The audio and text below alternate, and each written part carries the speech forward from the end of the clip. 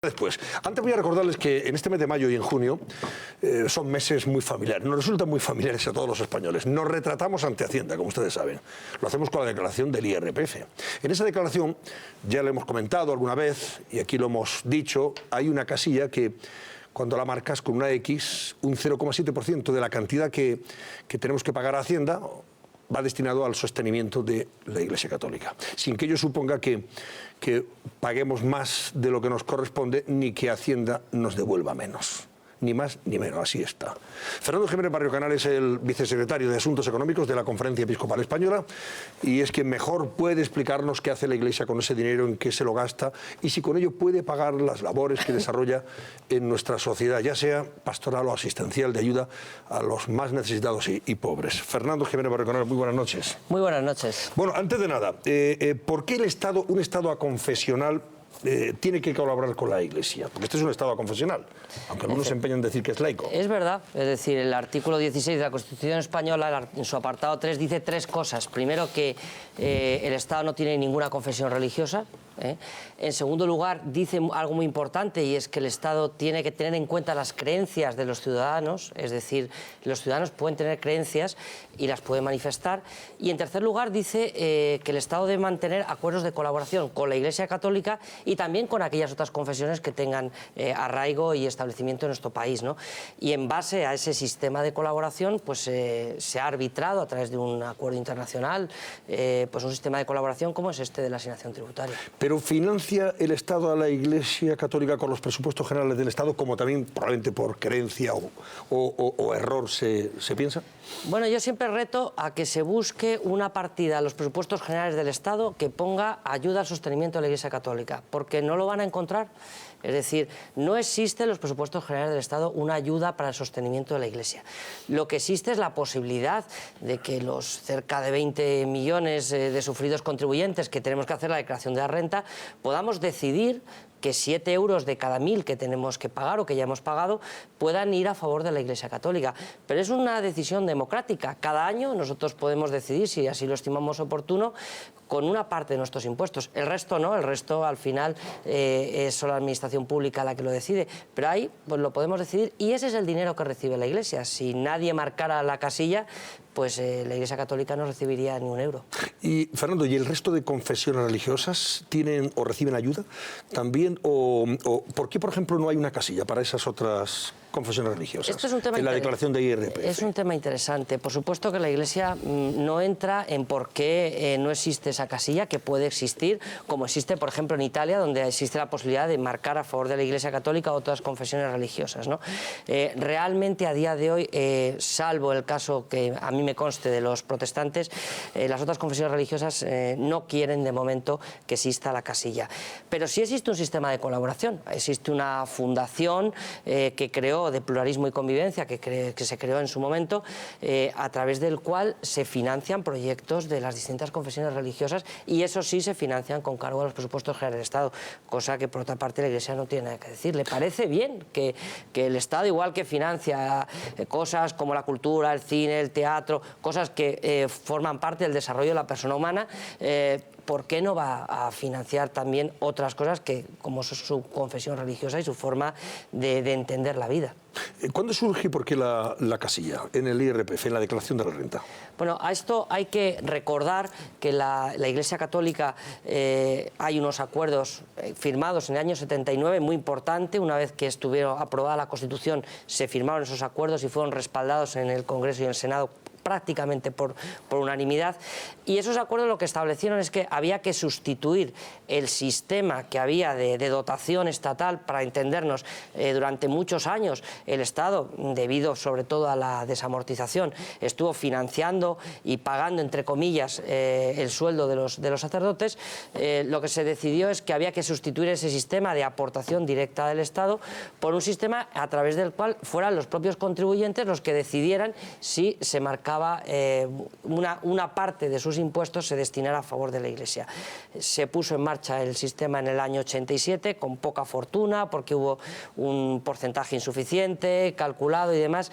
El Estado tenía que completar con cargo a los presupuestos y desde el año 2007, con un acuerdo yo creo que bastante interesante, en septiembre del 2006, la Iglesia renunció a los últimos privilegios especiales fiscales que tenía en materia de IVA, renunció a cualquier tipo de complemento presupuestario, se elevó el porcentaje al 0,7%. Como ocurre, ya digo, en otros países, en Italia es el 0,8%, y a partir de ahí, pues bueno, pues es un sistema de colaboración como puede ser otro cualquiera. Porcentaje voluntario del 0,7% que es compatible, vamos a recordarlo, con ese otro 0,7% que cualquiera puede también marcarlo para otros fines sociales en su declaración, sin que eso suponga que paga más a Hacienda ni que le devuelven menos. En España existen dos asignaciones tributarias distintas. Si yo tengo una cuota íntegra de impuestos teóricos de 1.000 euros, puedo decidir 7 euros que vayan a favor de la Iglesia Católica y otros 7 euros distintos que tengan esa finalidad de atención social, que posteriormente pues es la administración pública la que decide a qué instituciones en concreto se le facilita ese dinero. Y además, insisto, no supone pagar más ni que te devuelvan menos. Exactamente. Es una aportación voluntaria, tú la marcas. Algunos y a partir de ahí no pagas personalmente más hemos ni te decidido desde hace devuelven. mucho tiempo marcar las dos casillas. Es una decisión personal. Fernando, ¿qué se recauda concretamente? ¿Qué recauda la Iglesia más o menos con la X en esa casilla? ¿Qué recaudación recibe? Pues el último dato que hemos recibido hace relativamente poco tiempo nos dice que en la declaración de la renta del año pasado aproximadamente fueron 248,5 millones los que se recaudaron. No sé si puede parecer mucho, puede parecer poco. Luego, cuando hablemos, porque de esto de los millones uno se pierde claramente, ¿no? Es una partida importante, sin duda alguna, supone aproximadamente una cuarta parte de las necesidades de financiación de las 69 diócesis y 22.800 parroquias que hay en España. Quiere decir, por tanto, que no es la financiación única, es una cuarta parte de esa financiación, el resto pues la Iglesia lo busca por otros medios. Estamos hablando del 25% aproximadamente, ¿no? Sí. De lo que necesita para financiarse. ¿Qué hace? Luego iremos a esas otras formas también de financiación de la Iglesia, pero ¿qué hace la Iglesia con ese dinero y cómo lo recibe? Ese dinero lo recibe la Conferencia Episcopal. Lo recibe, se le notifica, hay una serie de pagos a cuenta y posteriormente hay una liquidación. Nosotros estamos recibiendo ahora el dinero de la liquidación del IRPF del 2012, es decir, con un poquito de retraso, pero es normal, es lógico. Ese dinero lo recibe la conferencia y la conferencia lo distribuye. ¿Cómo lo distribuye? Hay unas primeras partidas de carácter general, pagamos la seguridad social de todos los sacerdotes de España, aproximadamente unos 16 millones de euros. Hacemos una serie de atenciones concretas de proyectos pastorales en España, en el extranjero, actividades educativas, una aportación también a la Santa Sede y una aportación también a día de hoy a las Cáritas diocesanas por la especial situación de crisis económica que hay en España, y el resto se manda al conjunto de las diócesis españolas, que son donde está presente la Iglesia a través de sus iglesias locales, la Iglesia de Madrid, de la Iglesia de Plasencia, la Iglesia de Santiago de Compostela. Ellos reciben ese dinero, se reparte en función de las necesidades. ¿Cuáles son las necesidades de la Iglesia? Atención a los sacerdotes, atención pastoral, los templos, las parroquias, etcétera, etcétera. Y ese dinero se mete dentro del conjunto de las necesidades que tienen las diócesis, pues para toda la labor que realiza la Iglesia Católica en España. Estaríamos hablando del IRPF, pero nos decía, hay otras fuentes de financiación, o sea, de ingresos de la Iglesia. ¿Cómo los consigue? ¿Cómo se financia de otra forma? Las diócesis españolas, como ya he dicho, aproximadamente una cuarta parte del dinero global de las diócesis españolas proviene de la asignación tributaria. No es exactamente igual una diócesis grande que una diócesis pequeña, porque hay un principio de solidaridad muy grande, es decir, en Madrid a lo mejor se recauda de IRPF unos 60 y tantos millones, pero las diócesis de Madrid reciben menos de 20. Esos 40 van a diócesis fundamentalmente rurales, de espacios pequeños, donde las necesidades también son importantes y la capacidad de financiación es menor.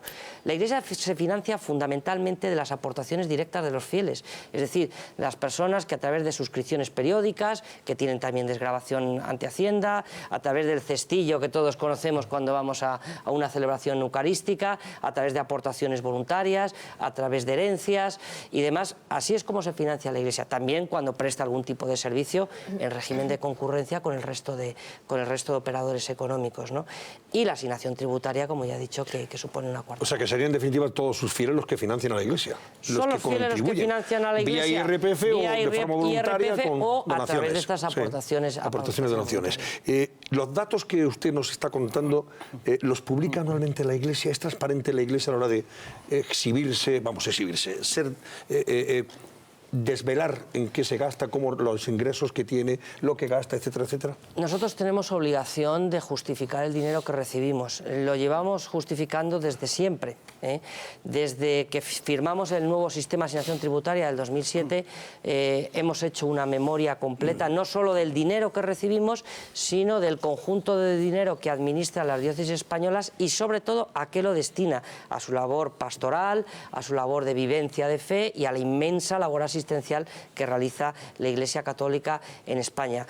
El mes que viene, concretamente el 9 de junio, vamos a presentar oficialmente la memoria de actividades de la Iglesia Católica en España. Es una memoria que recopila los recursos que tenemos y cómo se han destinado y qué cosas concretas ha hecho la Iglesia Católica en España y que justifican, yo creo, de largo, pues la colaboración y también la generosidad de los contribuyentes.